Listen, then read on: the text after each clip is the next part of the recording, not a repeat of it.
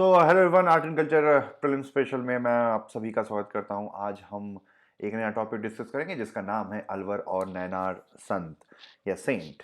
तो आइए सोशल के चैनल पे मैं आप सभी का स्वागत करता हूं। तो चलिए शुरुआत करते हैं और जानते हैं कि अलवर और नैनार संत कौन थे।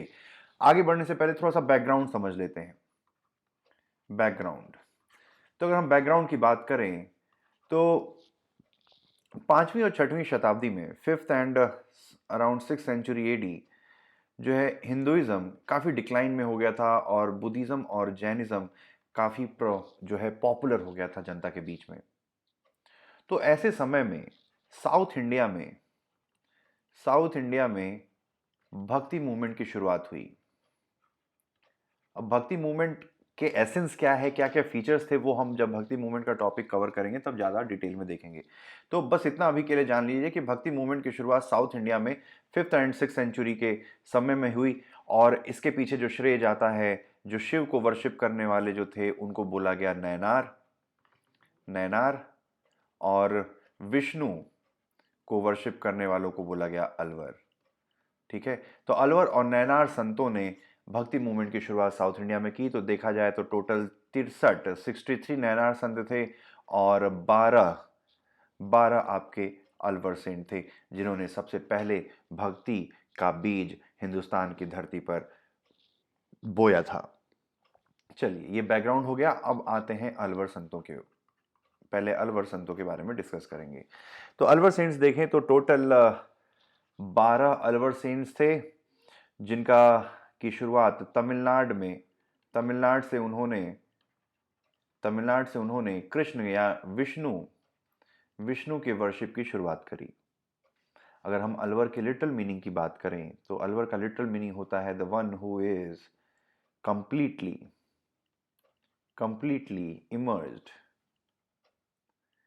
इमर्ज्ड इन लव में पूरी तरीके से डूबे हुए इंसान को अलवर कहते हैं। तो ये विष्णु या कृष्ण के प्यार में पूरी तरीके से डूबे हुए संत थे और इसलिए ये बेसिकली वैष्णव सेंट कहलाए।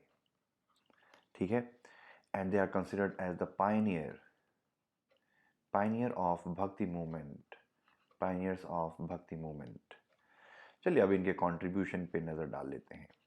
तो अगर हम इनके कंट्रीब्यूशन की बात करें तो पहला है कि भैया इन्होंने हिंदू धर्म को रिवाइवल का काम किया। पहली चीज, रिवाइवल ऑफ हिंदुइज्म। दूसरा है, उन्होंने बात की भक्ति मार्ग पे चलते हुए आपको सैल्वेशन यानी कि मुक्ति मिल सकती है। यानी कि ईश्वर की अगर आप भक्ति करेंगे तो उससे आपको मुक्ति मिल जाएगी, ऐसा कहना था इन संतों का।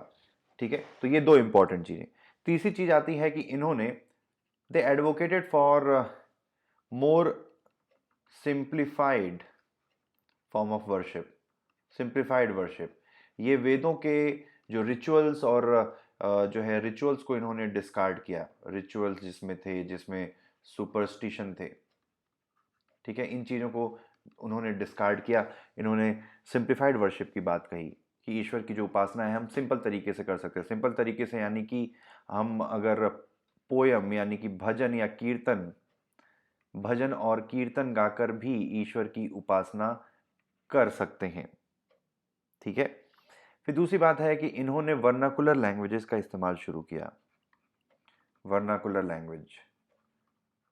Language, non Sanskrit language.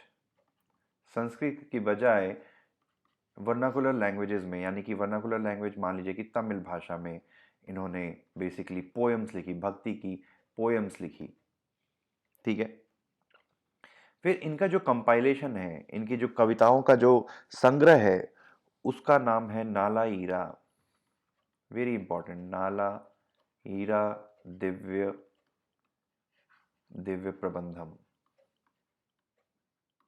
नाला ईरा दिव्य प्रबंधम, ठीक है, जिसको हम तमिल वेद के नाम से भी जानते हैं। फिर देखा जाए तो ये वही संत थे जिन्होंने सॉरी पल्लव राजाओं को वैष्णव वर्शिपर कन्वर्ट करने में भूमिका अदा की। फिर सातवीं चीज है, एक इंपॉर्टेंट फीमेल भक्ति सेंट थी जिनका नाम था अंडल। ठीक है, important female Andal saint, female Andal saint थी जिनका नाम था, सॉरी, फीमेल अलवर सेंट जिनका नाम था अंडल। ठीक है, तो ये हो गए अलवर संत। अब अगला देखते हैं हम नैनार संतों के बारे में। तो नैनार संतों की बात करें, नैनार सेंट्स, तो नैनार सेंट्स भी अराउंड 5th से 6th सेंचुरी के एडी के टाइम पे तमिलनाडु में इनकी शुरुआत हुई। टोटल 63 नैनार सेंट्स थे, तो 63 प्लस 12 इक्वल टू 75। ठीक है, तो अलवर और नैनार सेंटों को मिला दें, ठीक है, अलवर और नैनार संतों को मिला दें तो टोटल बनता है 75। तो they are considered as the apostles of bhakti movement in India. ठीक है, फिर अगली बात, इन्होंने शगुन भक्ति को प्रमोट किया। तो अलवर और नैनार सेंट दोनों ही शगुन भक्ति को प्रमोट करते थे। शगुन भक्ति का मतलब होता है साकार भगवान।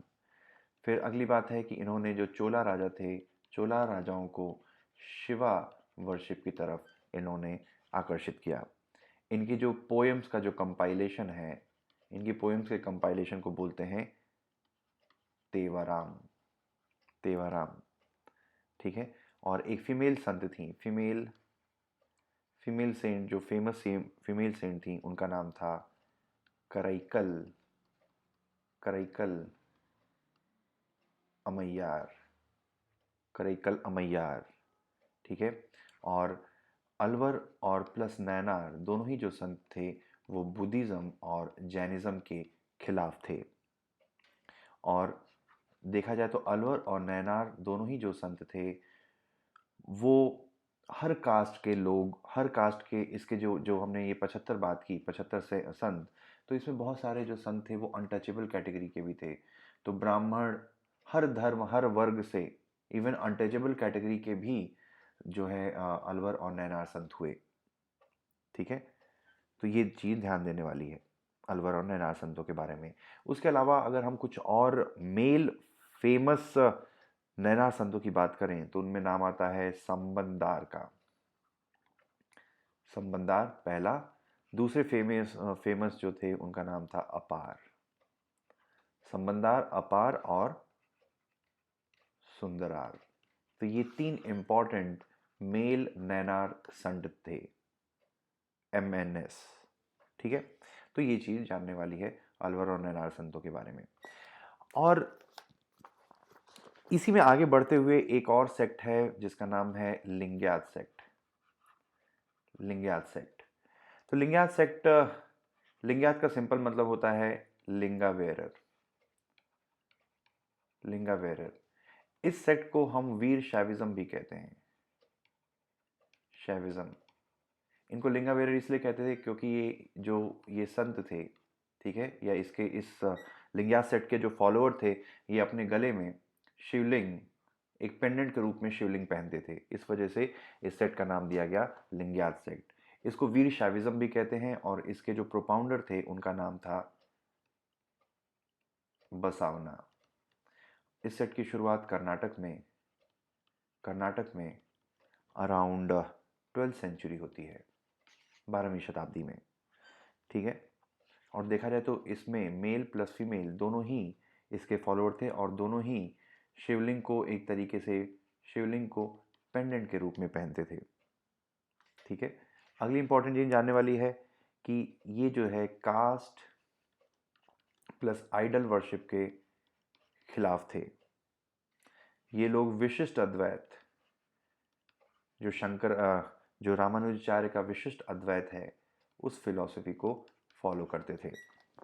उसके अलावा इंपॉर्टेंट चीज़ें जानने वाली हैं कि इन्होंने caste system, idol worship plus Veda के कंसेप्ट को भी नकारा था। उसके अलावा वर्णा सिस्टम को भी नकारा था, वर्णा सिस्टम को भी नकारा था। उसके साथ साथ अगर आप देखें तो जो theory of transmigration of soul है, ट्रांस माइग्रेशन ऑफ सोल है, उसको भी नकारा था कि ट्रांस माइग्रेशन ऑफ सोल नहीं होता, यानी कि पुनर्जन्म नहीं होता। तो ये सारी जो चीज़ें हैं इन्होंने नकारी थी। और देखा जाए तो एक तरीके से ये रिलीजियस मूवमेंट होने के साथ साथ एक तरीके से सोशल रिफॉर्म मूवमेंट भी थी, क्योंकि उन लोगों ने चाइल्ड मैरिज चाइल्ड मैरिज को क्रिटिसाइज़ किया। फिर उसके अलावा विडो रिमैरिज के लिए इन्होंने काफ़ी काम किए। ठीक है।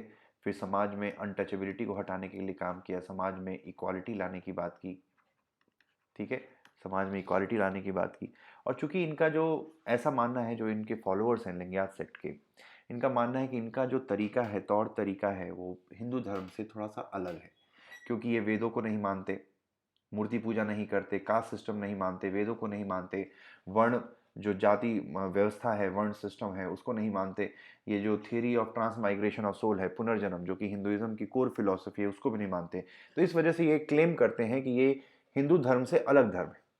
और चूंकि ये हिंदू धर्म से अलग धर्म है, तो इसलिए ये लोग अपने आप को एक अलग रिलीजन, एक अलग रिलीजियस कम्युनिटी घोषित करने के लिए पॉलिटिकल मूवमेंट समय समय से करते रहते हैं, ताकि उसकी वजह से इनको रिजर्वेशन भी मिल सके, क्योंकि इनको माइनॉरिटी स्टेटस मिल सके।